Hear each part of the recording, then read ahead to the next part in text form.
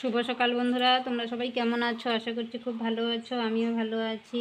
আর বাপি কবিতা blog থেকে সবাইকে অনেক অনেক ভালোবাসা শুভেচ্ছা জানিয়ে আমার ভিডিও শুরু করছি। দেখো, আজকে সকাল সকাল মাছ রেখে দিয়েছি। দেখো, গুড়া মাছ। দেখো, মাছগুলো একদম চলচলা আছে, মানে তাজাই, সকালবেলা মেরে নিয়ে এসছে। দেখো, এগুলো সব পুঁটি মাছ, পোনা মাছ আছে।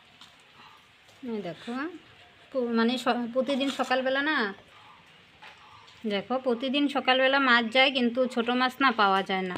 ওগুলো অন্য বড় মাছ যায়, ওগুলো মাছ বেশি একটা ভালো লাগে না। আর ছোট মাছ হলে না, মানে খেতে ইচ্ছা করে, ভালোও লাগে। তার জন্য আজকে গেলো, তখন মাছওয়ালাটা বলে যে আজকে ছোট মাছ নিয়ে এসছে, ডাকলো। তারপরে গেলাম, গিয়ে দেখি পুঁটি মাছ। এখন কি করব, রাখলাম পুঁটি মাছ। দেখো, মাছগুলো দেখি ভালোই আছে। এগুলো এখন কাটতে কত সময় লাগবে আমার, দেখো সময় নেই। আমার মেয়েও আজকে কলেজে যাচ্ছে, না হলে তো কেটে দিত। এখন মেয়ে কলেজে যায়, কি করা যাবে, আমারই কাটতে হবে। আমি রান্না বসিয়ে দিয়ে কাটছি। এগুলো কাটতে অনেক টাইম লাগবে, আর এগুলো বেশি দেরি করলে তো নষ্ট হয়ে যাবে, তখন আর কাটা যাবে না। দেখো, আজকে না আকাশটা মানে ভালোই। কালকে তো প্রচণ্ড গরম ছিল, আজকে দেখো আকাশটা মেঘ মেঘ করেছে, আর মানে অল্প অল্প বৃষ্টি হচ্ছে। ঠান্ডা ঠান্ডা ভালোই লাগছে। বৃষ্টি না হয় এরকম থাক, তাও ভালো লাগে। রোদ না উঠুক, বাপরে রোদের জন্য না আর বাড়িতে টিকা যায় না, এরকম অবস্থা।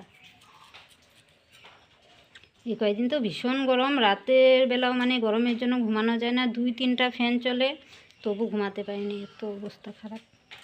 আজকে দেখি যে ভালোই, রাতের বেলা ভীষণ আকাশ ডেকেছে, ভাবছি বৃষ্টি আসবে, রাতে আর বৃষ্টি হয়নি, অল্প স্বল্প বোধহয় হয়েছে, এখন দেখি অল্প অল্প পড়ছে।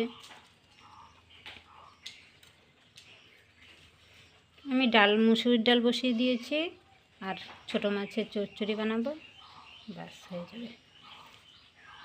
এগুলো তো শুকনা শুকনা করে বানাতে হবে, পেঁয়াজ লঙ্কা দিয়ে, ঝোল দেওয়া যাবে না। তোমরা কে কে ছোটো মাছ ভালোবাসো কমেন্ট করে জানিয়ে দিও। আর মাছগুলো দেখো কীরকম, মানে খুব সুন্দর।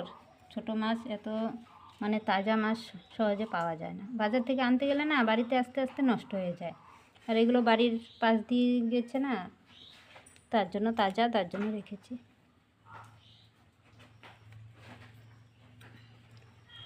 আর শুনু দেখো, মাছ দেখে এসে চুপ করে বসে আছে এখানে, ও দেখছি। শোনো, মাছ দিয়ে খাবা তুমি? মাছ খাবা? হ্যাঁ, ও ধরবে না, ও মানে কাঁচা মাছ খাবে না, রান্না করলে তারপরেই খাবে। ও দেখবে, এখন আবার হয়ে যায়।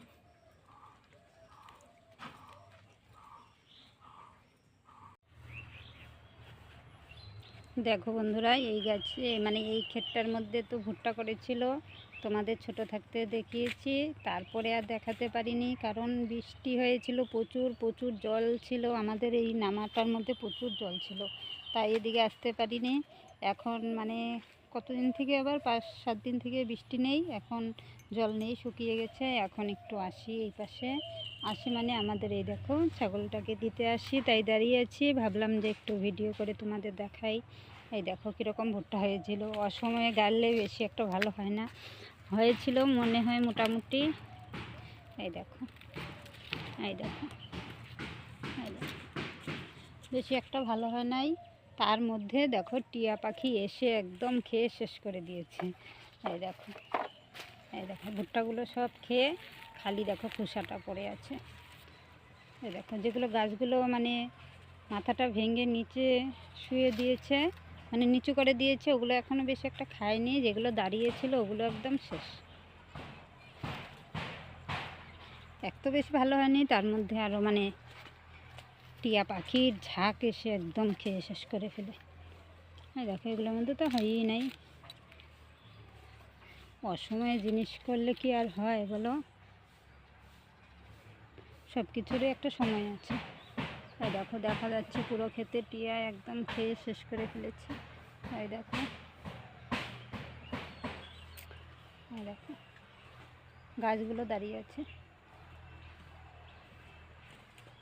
আমি বেশি ভিতরে যাব না, আমার জোকের ভয় লাগে, তাই আমি কিনারে দাঁড়িয়ে আছি, দাঁড়িয়ে দাঁড়িয়ে ভিডিও করছি। এই দেখো কীভাবে খায়, আবার খোসাগুলো নিচে পড়ে, দেখো। দেখো কি সুন্দর এখানে বসে বসে খালি ভুট্টাগুলো খায়। দেখো ভিতরের গুলো অল্প অল্প আছে, দেখা যাচ্ছে। দেখো যেগুলো বের করতে পেরেছে ওগুলো বের করে খেয়েছে, আর যেগুলো পারেনি ওগুলো আছে।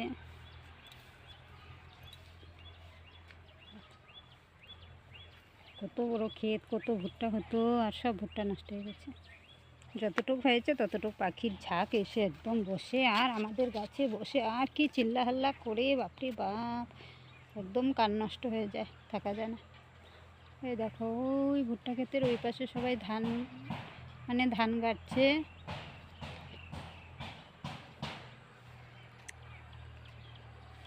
দেখো এদিকে কলা গাছ আছে। দেখো আমাদের ছাগল গিয়ে এখানে দাঁড়িয়ে আছে, আর মনে হয় খাবে না। দেখো আমাদের ক্ষেতটার মধ্যে কীরকম কচু গাছ হয়েছে, কচু গাছগুলো কাটতে হবে, এত কচু গাছ হয়েছে জলের জন্য, কতদিন খেতে নামতে পারিনি, তার মধ্যে এরকম গাছ হয়েছে, জঙ্গল হয়েছে। এগুলো কচু গাছগুলো কেটে দিলে নিচে যে ঘাসগুলো আছে এগুলো তো আমাদের ছাগলে খেতে পারবে, তারপরে আর কি পরিষ্কার করে নেব। এখানে অনেক লতি হয়েছে। কালকে কিনারে এই পাশে কিনারে কয়েকটা গাছের আগাল কেটে দিয়েছিলাম, তারপরে এখান থেকে কতগুলো লতি তুলেছিলাম। ভালোই হয়েছে, আমাদের একবারে খাওয়া হয়ে যাবে। আর ভিতরেগুলো এখনও তুলিনি, যাইনি, ভয় লাগে আমার। দেখো কীরকম গাছ হয়েছে, এদিকে জঙ্গল না, ভয় লাগে সাপের জন্য, তার জন্য আর একা একা যাইনি।